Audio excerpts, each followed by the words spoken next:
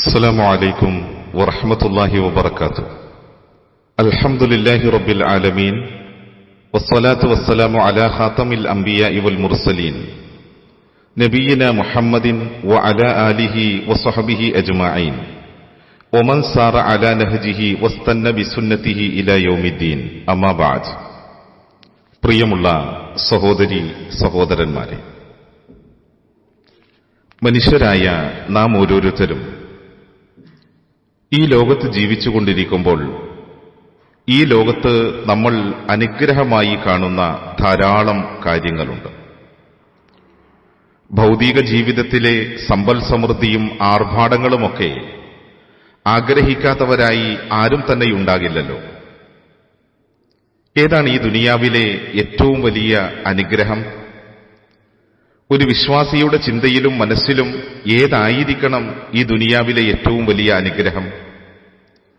കുറേ ആളുകളെ സംബന്ധിച്ചിടത്തോളം വലിയ വലിയ റിയൽ എസ്റ്റേറ്റ് ബിസിനസ്സുകളുടെയും മണിമാളികകളുടെയും ഏറ്റവും മുന്തിയ തരം വാഹനങ്ങളുടെയും ഒക്കെ അകമ്പടിയാണ് ഈ ലോകത്തിലെ ജീവിതം ഏറ്റവും മനോഹരമാക്കുന്നത്, അനുഗ്രഹീതമാക്കുന്നത് എന്ന ചിന്തയാണ്. അങ്ങനെ കരുതുന്ന ധാരാളം ആളുകൾ സമൂഹത്തിന്റെ മുമ്പിലുണ്ട്.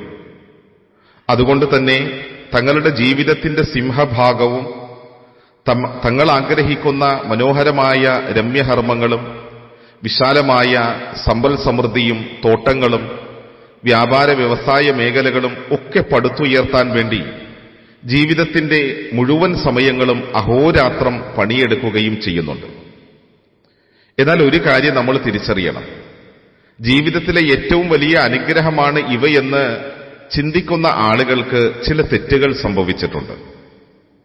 യഥാർത്ഥത്തിൽ ഏറ്റവും വലിയ അനുഗ്രഹമെന്ന് പറയുന്നത് തങ്ങളുടെ രക്ഷിതാവിന്റെ മാർഗമായ അവൻ പൊരുത്തപ്പെട്ട അവന്റെ പ്രീതി ലഭ്യമാകുന്ന ഹിദായത്തിന്റെ വഴിയിൽ അതിൽ ജീവിക്കാൻ കഴിയുക എന്നുള്ളതാണ് ഏറ്റവും വലിയ അനുഗ്രഹം. അതാണ് നമ്മളുടെ മുൻഗാമികൾ മനസ്സിലാക്കിയത്, അവരുടെ ജീവിതത്തിൽ നിലനിർത്തിയത്. നമ്മളൊന്ന് നോക്കൂ, ചരിത്രങ്ങൾ നാം ഒന്ന് പരിശോധിച്ചാൽ റസൂലുള്ളാഹി സ്വല്ലല്ലാഹു അലൈഹി വസല്ലമ തങ്ങളുടെ മക്കയിൽ നിന്ന് മദീനയിലേക്കുള്ള ഹിജറയുടെ രംഗം, ഒരായുഷ്കാലം മുഴുക്കെ തങ്ങളുടെ ജീവിതത്തിൽ തങ്ങൾ അധ്വാനിച്ചുണ്ടാക്കിയ മുഴുവൻ സമ്പൽ സമൃദ്ധികളും ഒരു നിമിഷം കൊണ്ട് മക്കയിൽ അവർ ഒഴിവാക്കി മദീനയിലേക്ക് പലായനം ചെയ്യുകയാണ്. തങ്ങൾ ജീവിച്ചു വളർന്ന ജീവിത ചുറ്റുപാടുകൾ, ജീവിത സാഹചര്യങ്ങൾ, തൊഴിലിടങ്ങൾ, തങ്ങൾ തൊഴിലെടുത്ത് സമ്പാദിച്ചുണ്ടാക്കിയതായ സമ്പാദ്യങ്ങൾ, അങ്ങനെ ഭൗതിക ജീവിതത്തിൽ മിച്ചം വന്ന എല്ലാം അവർക്ക് ഒഴിവാക്കേണ്ടി വരികയാണ്. അങ്ങനെ ഒഴിവാക്കിയാണല്ലോ മദീനയിലേക്ക് അവരിൽ പലരും ഹിജറ പോയത്. മഹാനായ റസൂലുള്ളാഹി സ്വല്ലല്ലാഹു അലൈഹി വസല്ലമ തങ്ങൾ വിശുദ്ധമായ ദീൻ പ്രബോധനം ചെയ്തപ്പോ പ്രവാചകനിൽ വിശ്വാസമർപ്പിച്ച മഹാനായ ഒരു സ്വഹാബിയായിരുന്നു സുഹൈബ് റൂമി റളിയല്ലാഹു തആല അൻഹു. ഈ സുഹൈബ് റൂമി റളിയല്ലാഹു തആല അൻഹുവിനെ തന്റെ ജീവിതത്തിൽ ആകെയുള്ള ഭൗതിക സമ്പാദ്യം മുഴുവൻ മക്കയിൽ ഉപേക്ഷിച്ച് മദീനത്തേക്ക് ഹിജറ പോകാൻ പ്രേരിപ്പിച്ചത് തന്റെ ഹിദായത്തിന്റെ വഴിയാണ്, റബ്ബ് തുറന്നു തന്ന വഴിയാണ് ജീവിതത്തിലെ ഏറ്റവും വലിയ അനുഗ്രഹമെന്ന തിരിച്ചറിവ് തന്നെയാണ്. നമ്മൾക്കറിയുമല്ലോ, അവരുടെയൊക്കെ മനസ്സിൽ ഭരണം നടത്തിയിരുന്നത്, അവരുടെയൊക്കെ മനസ്സിനെ മതിച്ചിരുന്നത് ധനത്തോടുള്ള ആർത്തിയോ അതിനോടുള്ള ചിന്തയോ ആയിരുന്നില്ല.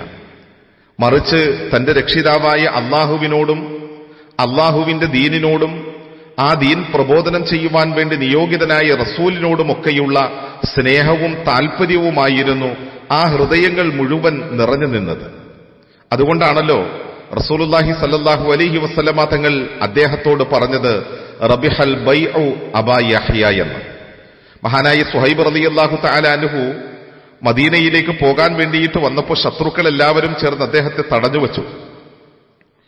മഹാനായ സുഹൈബ് റളിയല്ലാഹു തആല അൻഹു അവരോട് ചോദിച്ചു, നിങ്ങളിൽ ആരെങ്കിലും എന്നോട് എതിരിടാനാണ് മാർഗമെങ്കിൽ, ഉദ്ദേശമെങ്കിൽ നിങ്ങൾക്കെല്ലാവർക്കും അറിയാം അസ്ത്രവിദ്യയിൽ ഞാൻ എത്രത്തോളം നൈപുണ്യം നേടിയവനാണ് എന്ന്.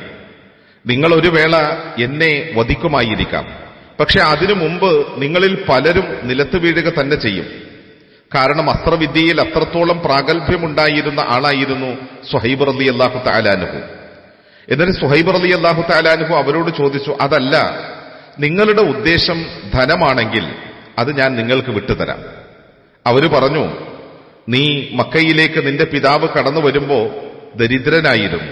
അതൈതന സഅലൂകൻ ഫഖീറ, നീ ഞങ്ങളുടെ ഇടയിലേക്ക് ദരിദ്രനായി കടന്നു വന്നു. എന്നിട്ട് നീ മക്കയിൽ അധ്വാനിക്കുകയും നിന്റെ പിതാക്കൾ ഈ നാട്ടിൽ അധ്വാനിക്കുകയും ഇവിടെ കുറെ സമ്പൽ സമൃദ്ധിയും അനുഗ്രഹങ്ങളും എല്ലാം ഉണ്ടായിത്തീരുകയും ചെയ്തു.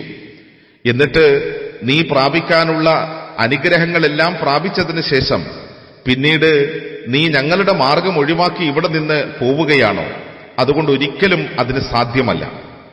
അപ്പൊ മഹാനായ സുഹൈബ് റൂമി റളിയല്ലാഹു തആല അൻഹു അവരോട് ചോദിച്ചു, ഞാൻ ഉണ്ടാക്കിയ സമ്പത്താണോ മദീനയിലേക്ക് പോകുന്നതിന് തടസ്സമായി നിങ്ങൾ പറയുന്നത്? അങ്ങനെയാണെങ്കിൽ എന്റെ ഒരായുഷ്കാലം മുഴുക്കെ എന്റെ പിതാക്കന്മാർ മുതൽ തുടങ്ങി സമ്പാദിച്ചുണ്ടാക്കിയ ആ വലിയ സമ്പത്തിന്റെ ഖജനാവുകൾ എവിടെയൊക്കെയാണ് എന്ന്, ആ സമ്പത്തുകൾ ഏതെല്ലാമാണ് എന്ന് ഞാൻ കൃത്യമായി നിങ്ങൾക്ക് പറഞ്ഞു തരാം. അത് മുഴുവൻ ഞാൻ നിങ്ങൾക്ക് വിട്ടുതരികയും ചെയ്യാം. പക്ഷെ നിങ്ങൾ എന്നെ എന്റെ മാർഗത്തിൽ വിട്ടേക്കുമോ എന്ന്. അവര് പറഞ്ഞു, തീർച്ചയായും സമ്പത്ത് ഞങ്ങൾക്ക് തരികയാണെങ്കിൽ നിനക്ക് പോകാമെന്ന്. മഹാനായ സുഹൈബ് റൂമി റളിയല്ലാഹു തആല അൻഹു തന്റെ ആയുസ്സിൽ മുഴുവൻ സമ്പാദിച്ചെടുത്ത ആ സമ്പാദ്യങ്ങൾ മുഴുവൻ ശത്രുക്കൾക്ക് വിട്ടുകൊടുക്കുകയാണ്. സഹോദരങ്ങളെ, എന്തിനു വേണ്ടിയാണ് ഇവിടെ മഹാനായ ആ സ്വഹാബി അത് ചെയ്തത്? അള്ളാഹുവിനോടും അവന്റെ റസൂലിനോടും അവന്റെ മതത്തോടുമുള്ളതായ താൽപര്യം, മറിച്ച് ധനത്തോടുള്ള താൽപര്യമായിരുന്നില്ല അവരുടെ ചിന്തകളെ മതിച്ചുകൊണ്ടിരുന്നത്. ഇതറിഞ്ഞപ്പോഴാണ് റസൂലുള്ളാഹി സ്വല്ലല്ലാഹു അലൈഹി വസല്ലമ തങ്ങൾ പറഞ്ഞത്, റബിഹൽ ബൈഉ അബാ യഹ്യ, അബൂ യഹ്യ, താങ്കളുടെ കച്ചവടം ലാഭം കൊയ്തിരിക്കുന്നു എന്ന്.